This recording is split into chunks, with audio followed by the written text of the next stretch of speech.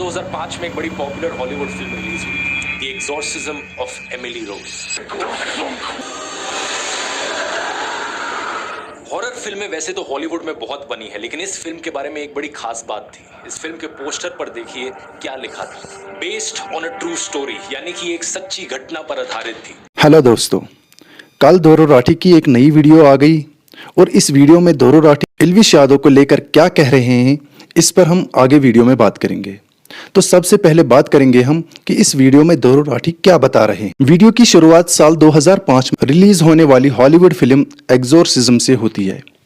Hollywood और बॉलीवुड में बहुत सारी हॉरर फिल्में बनी हैं, मगर दोरो राठी ने इसी फिल्म का उदाहरण क्यों दिया, इस पर भी हम आगे वीडियो में बात करेंगे। इस वीडियो में दोरो राठी बता रहे हैं कि एनालिस को बहुत सारे ऐसे कलर्स दिखाई दे रही थी या बहुत सारी ऐसी चीजें दिखाई दे रही थी जो कि दूसरे इंसानों को दिखाई नहीं दे रही थी या जो कि एक आम नॉर्मल इंसान को नहीं दिखाई दे रही, और एनालिस ऐसी हरकतें कर रही थी जो एक नॉर्मल इंसान चाहकर भी नहीं कर सकता, जैसे कि मकड़ी खाना, चिड़िया खाना या कुत्तों की तरफ भौंकना वगैरह। एनालिस ये सब इसलिए कर रही थी क्योंकि उसको एक बीमारी लगी थी जिसका नाम है मल्टीपल पर्सनैलिटी डिसऑर्डर। और इस बीमारी को समझाने के लिए दोरो राठी ने और भी 2 उदाहरण दिए, जैसे कि माइकल बोर्टराइट और किम नोबल। अब एनालिस के केस में लग रहा है कि इस पर 6-7 भूतों का साया है और बोर्टराइट अपनी मेमोरी खो देता है, और किम को लग रहा है कि वो किम नहीं बल्कि अपनी बेटी है, जैसे कि आप इस वीडियो में देख सकते हैं। एनालिस मिशेल का केस दुनिया के इतिहास में एक बहुत ही अजीबोगरीब केस है, लेकिन ये इकलौता नहीं है। 10 साल पहले एक अमेरिकन आदमी अपने होटल के कमरे में बेहोश पाया गया। जब उसे हॉस्पिटल ले जाया गया और उसका होश वापस आया तो उसने अचानक से स्वीडिश भाषा बोलनी शुरू कर दी। जब उसका आईडी कार्ड चेक किया गया और सारे डॉक्यूमेंट्स देखे गए तो पता चला इस आदमी का नाम था माइकल बोर्टराइट। लेकिन जब उससे पूछा गया उसका नाम क्या था, वो कहता है कि मेरा नाम था योहान एक। जैसे कि किम नोबल के केस में उनकी एक ऑल्टर पेट्रिशिया उनकी प्राइमरी होस्ट आइडेंटिटी बन गई।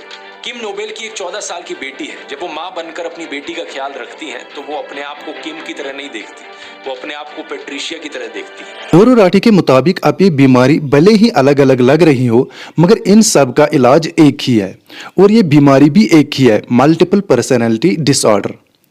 और इसका इलाज सिर्फ और सिर्फ एक डॉक्टर ही कर सकता है। दरअसल ये सिलसिला उस वक्त शुरू हुआ जब देश में चुनाव प्रचार शुरू हुए और दोरो राठी ने हुकूमत को लेकर बहुत सारी वीडियोस बनाई, जैसे कि रियलिटी ऑफ ब्रेन वॉशड, मेरा Abdul, reality of Narendra Modi, the Narendra Modi files, is India the विश्व गुरु। इन वीडियोस में दोरो राठी ने हुकूमत को लेकर बहुत सारे सवाल उठाए। दोरो राठी इससे पहले भी हुकूमतों पर सवाल उठाते थे, मगर इस बार उसने हुकूमत को कुछ ज्यादा ही घेरे में ले लिया। जैसे ही ये वीडियोस सोशल मीडिया पर आ गई तो सोशल मीडिया पर जैसे मानो तूफान आया हो और बहुत सारे यूट्यूबर्स ने दोरो राठी के खिलाफ बहुत सारी वीडियोस बनाई और इन तरह तरह के वीडियोस में दोरो राठी को बहुत सारी गालियां भी दी गई।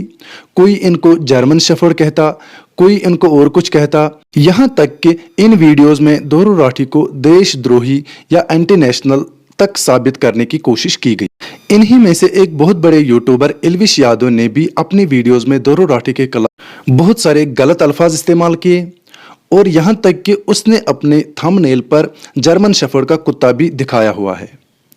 और इस वीडियो में एल्विश यादव दोरो राठी को एंटी नेशनल तक साबित करने की कोशिश कर रहा है। और अब जो कल दोरो राठी की वीडियो आई, इसमें दोरो राठी ने सोच समझकर एग्जॉर्सिज्म फिल्म का उदाहरण दिया। जैसा कि मैंने वीडियो के शुरुआत में कहा था कि दोरो राठी ने इसी फिल्म का उदाहरण क्यों दिया, क्योंकि ये सच्ची घटना पर आधारित है और ये वीडियो एल्विश यादव को जवाब देने के लिए और सिर्फ एल्विश को ये बताने के लिए बनाई गई है कि वो मल्टीपल पर्सनैलिटी डिसऑर्डर का शिकार है। पहले तो हुए आप वो इंसान जो आप असलियत में हो, लेकिन दूसरे हुए आप वो इंसान जो आपको लगता है आप हो। फर्क समझ रहे हो? कोई इंसान यहाँ एक बेवकूफ है, लेकिन उसे लग सकता है कि वो तो एक होशियार और समझदार इंसान है। साइकोलॉजी में इसके लिए एक टर्म का इस्तेमाल किया जाता है, डनिंग क्रूगर इफेक्ट। ये इफेक्ट तब देखने को मिलता है जब कोई इंसान अपनी काबिलियत को ओवर एस्टिमेट करता है, जब उसके पास नॉलेज और स्किल की सख्त कमी होती है। तो हिंदी में इसके लिए एक कहावत भी है, थोता चना बाजे घना। लेकिन बेवकूफ होना और इंटेलिजेंट होना तो सिर्फ एक एस्पेक्ट हुआ। डिसोसिएशन ऑफ आइडेंटिटी तब भी हो सकता है जब किसी इंसान को लगे कि वो दिल का बड़ा अच्छा है, लेकिन असलियत में वो सेल्फिश। आप इस बारे में क्या राय रखते हैं? कमेंट बॉक्स में जरूर बताएं।